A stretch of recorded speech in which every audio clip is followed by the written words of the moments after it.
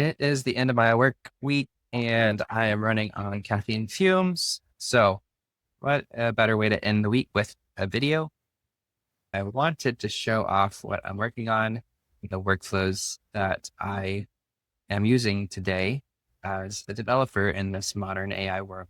And I'm working on a React router starter that runs off of Bun. I'm trying to get everything to work really quickly so I can do live deploys just on Vercel or whatever you want to deploy to, so that you can just deploy and test and do TS code type checking, all that super fast. And also have good cursor rules for building on top of things. Also working with Lambda Curry form library, something that we've built on top of ShadCN and React Router 7 for super simple form implementations. And so hopefully that'll make some of this development go quickly. But right now, I've just got a very basic to-do app. They have an advanced form. I haven't dug too much into all this. I've just been like vibe coding it. I've been focused more on the fundamentals of like how tests will work, how GitHub actions will work, cursor rules, structure. So I haven't focused too much on what this app does yet. And then also like the mono repo setup.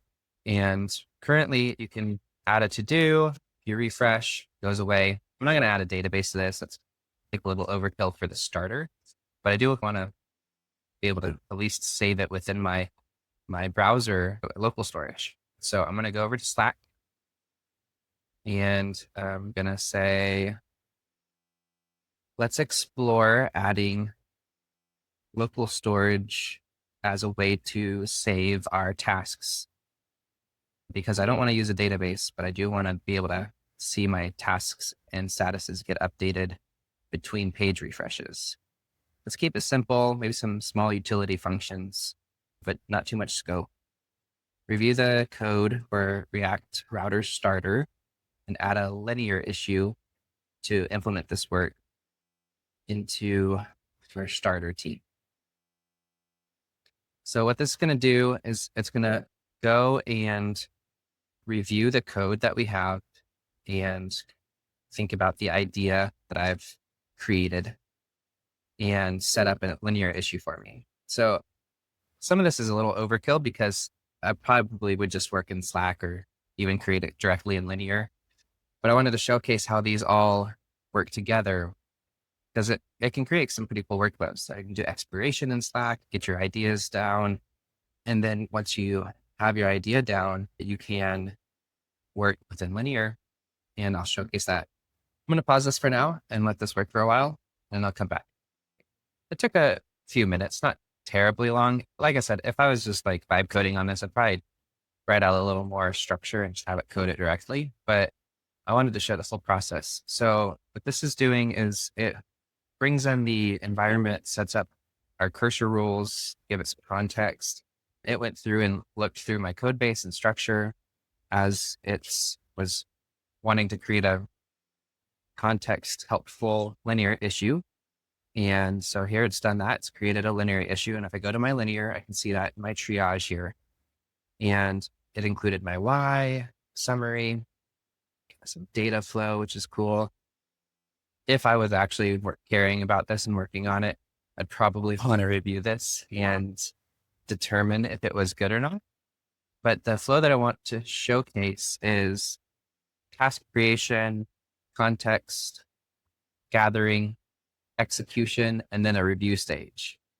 And I think if you start with those kind of processes, that's a lot better than just having a conversation casually with AI. So your like research and planning phase, your execution phase, and then finally a review phase. We'll go through each of those. And I'm going to go ahead, let's mark it in progress and assign it to Codegen. And that's going to have me as an owner and then a Codegen as the agent on this. And what you can see now is that it's going to take in this task, create a new Codegen session. And so I can actually open it here. This is a new session, and it's going to start executing and create a new pull request for me. So like I did last time, I'll pause, let it work, wait, come back and showcase some of the progress it's making. And then, yeah, hopefully let's get to a pull request and see what happens. Checking on its progress so far. It's pretty cool to see how much it can do and understand from really just small initial prompts and basically having it make its own prompt and then spinning it off to execute. Pause again because I don't know how much got left. I'm not really keeping track of time here. I think about 8 minutes in the video, maybe 12 minutes or so into this process.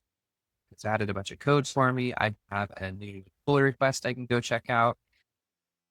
Also, was me watching it in this UI. I could have been keeping up here also, and it's going to add a comment, I think, here in a second, based off and summarize the work that it did for me. But because I have it in linear, I'm doing my project management in linear, I can track progress on things. And we'll see in a second, I like to add subtasks from code reviews under here and manage those. Let's see. Hopefully, this is cool. Okay, so the linting did fail. And some of this is from old code. One thing that's cool about Codegen is when your tests fail, it will actually go and it will spin up another agent. And they call this like a sub agent. So it's going to automatically come in to my PR. And in the case that I do get an error, say one of my tests is broken or the code that I put up broke another test, it can come in here, look at the failures, and then run its own process to go and fix those. So I'm going to let it do that so we can get to a clean state. And I'll come back. In the meantime, I'm just going to go ahead and run what I wanted to do. And this is a Copilot request. So Copilot will review the code. Copilot's going to run a review here. It's going to take a few minutes, I believe. Pretty quick, usually. CodeRabbit sometimes takes a little bit longer. I don't know how they do those up. So I'm going to keep an eye out for a Copilot review. So here's my summary. And it's got some reviews that it's suggesting we change. Copy my pull request. We'll go back to Slack. So I'm going to copy in my pull request here. And I have a snippet here for a pull request prompt. So I'll include this in, if I write a blog post about this, I'll include this full prompt for how to extract reviews for a pull request. And it's going to come in here and it's going to find and share with me all of the reviews for that pull request. So I'm going to let it do that. This one won't take as long because mostly all it's doing is just looking at using the GitHub CLI and reading the comments on the PR. And then it's going to tell me what I should pay attention to. So basically we're done here. And I'm going to make this into some subtasks. And let's go back to this. I'm going to copy this. Copy URL here. And then let's turn each of these issues into sub issues underneath our linear issue. So what I'm expecting to be done is for each of these requests or these comments, I'm going to go over here and linear becomes kind of your command center.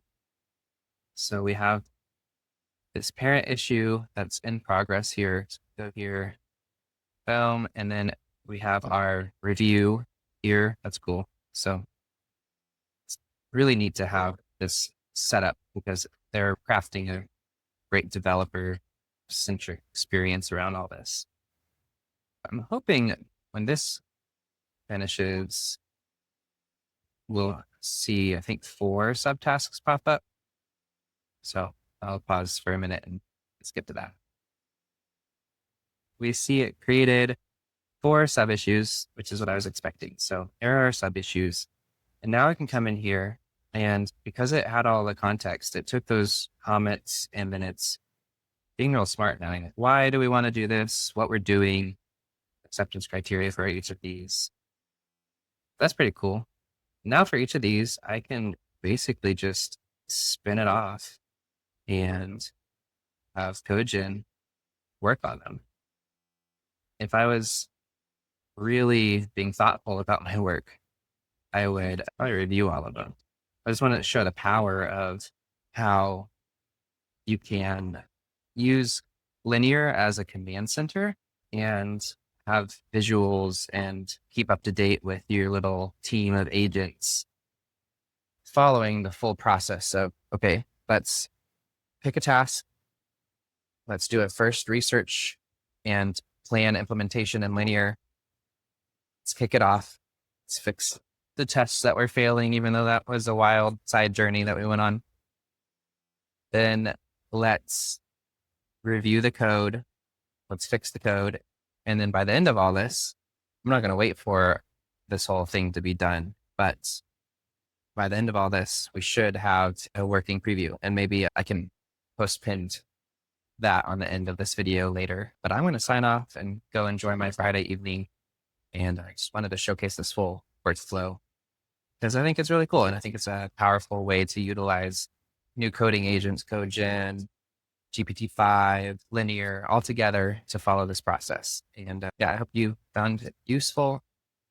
This was not the video I was expecting it to be, but thanks for going on this journey with me. And hopefully I can share a working to-do with local storage here tonight. Okay, I had to come back and clean up a few things because I'll talk about what I had to do. I was last at the coffee shop. I was wanting to get home so I could have a fun evening with my family. And I forgot to add the context of where I wanted these pull requests to go. Actually, on my drive home, it worked and it created some pull requests, and it was just all into the main branch, which sometimes is what you want if you're working from main, but we have a feature branch open. So we have this feature branch here that's open, and we want all of these to work and make a new PR into our feature branch. So I want to always provide Codegen two contexts. One, the target repo, and two, I guess it matters if you're in an organization that has a bunch of repositories like we do, and then two, the base branch for the PR. And that will help give it the context of where it should go. Okay, so I cleaned that up, picked these four off again, and I'm going to pause and we'll come back and I'll merge it all together. I'm going to try to get it working and show a demo of what we have at the end. Okay, now we're going to GitHub. Trying to get all of these to be green checks here. So this one's still not green. Let's see why. So it's running into an issue with use href within a router component. So I'm going to pull that down and I'm going to have it look at how we can test with React Router, and hopefully that will fix that. And everything merged in.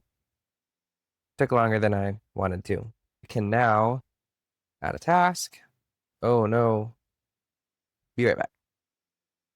I was a little surprised that it failed because earlier when I was testing before I merged some things in, it wasn't, and it was working, and I was able to refresh. So there's two things I'm looking at. I'm wanting to see why I can't add a task, obviously. But also there's like this slight. So if I go back to this state, there's no difference in what it looks like when I refresh. But if I refresh here, you can see it goes to the original state. And I don't like that. It might have something to do with hydration errors. But we can look at the application and the state here with the values. And you can see it does update in real time, or almost near real time, with our local storage. So that was the goal. It would be much better if it added a to-do. I'm going to try to fix that real quick. So this is why you have to pay attention to what it's doing under the hood. We had it allow client submit for tests, unit tests. And you don't want to change your components for doing that within unit tests. So it's tricky. If AI really cares and is focusing on getting the test to pass, then it might sometimes add things that you don't want in your code. So you have to watch out for that. And just like that was the problem, I can refresh now and it keeps the state. That's great. I can add new tasks. I can delete tasks, mark them as checked. All right, I'm gonna call that a night, merge these videos and write a blog post. And I hope you enjoyed this journey. I thought this would be like a 20-minute video, and then I went on way too many rabbit trails, but I hope you learned a thing or two. I think in closing, what I want to get at is start with the exploration and the research. Go to a game plan and have a solid understanding of what your expected outcome is going to be. Then go to execution and make sure that your execution is well pointed towards a solid understanding of what you want to do, not towards, like I mentioned, if you are executing towards just passing tests, and you might be missing some code quality and some other things that you're wanting to execute towards. And ideally, the product and how the user is going to be using the product is what you should be executing towards.